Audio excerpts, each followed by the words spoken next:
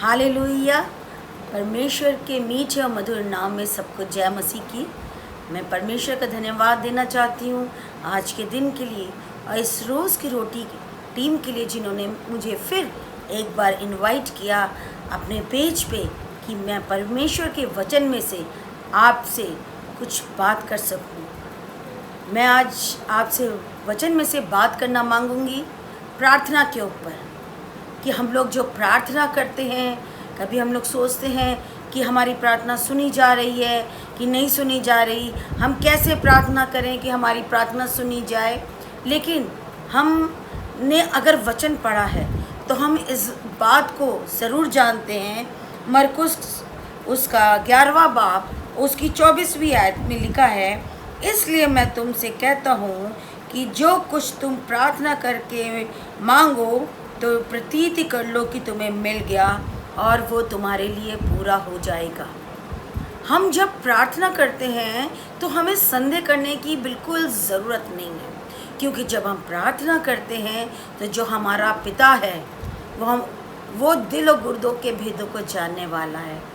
वो जानता है कि हमें किन किन चीज़ों की आवश्यकता है। लेकिन ये भी हमें देखना है कि हमें प्रार्थना किस रीति से करनी है। हम प्रार्थना किस रीति से करते हैं, जैसे कि मती उसका 6 बाब उसकी 5वीं आयत में लिखा है, जब तुम प्रार्थना करो तो कपटियों के समान ना हो, क्योंकि लोगों को दिखाने के लिए आराधनालयों में और सड़कों के मोड़ों पर खड़े होकर प्रार्थना करना उनको अच्छा लगता है। मैं तुमसे सच सच कहता हूँ कि वे अपना प्रतिफल पा चुके हैं। हमें दिखावा हरगिज़ नहीं करना है, हमको गुप्त में प्रार्थना करनी है, हमें अपनी कोठरी में जाके प्रार्थना करनी है, क्योंकि हम अपने पिता से प्रार्थना कर रहे हैं। हम किसी को दिखाने के लिए प्रार्थना नहीं कर रहे हैं कि हम बहुत प्रार्थना में हमारा जीवन है, या हम प्रार्थना करते हैं। हमें सिर्फ अपने परमेश्वर से प्रार्थना करनी है। परंतु जब तू प्रार्थना करे तो अपनी कोठरी में जा, द्वार बंद कर के अपने पिता से जो गुप्त में है प्रार्थना कर, तब वो तेरा पिता जो गुप्त में देखता है वो तुझे प्रतिफल देगा। जो हमारा पिता स्वर्ग में है, जो गुप्त में है, वो हमें प्रतिफल देगा। हमें दिखाने के लिए, हमारी प्रार्थनाएं दिखाने के लिए ना हो, हमारी विनतियां दिखाने के लिए ना हो।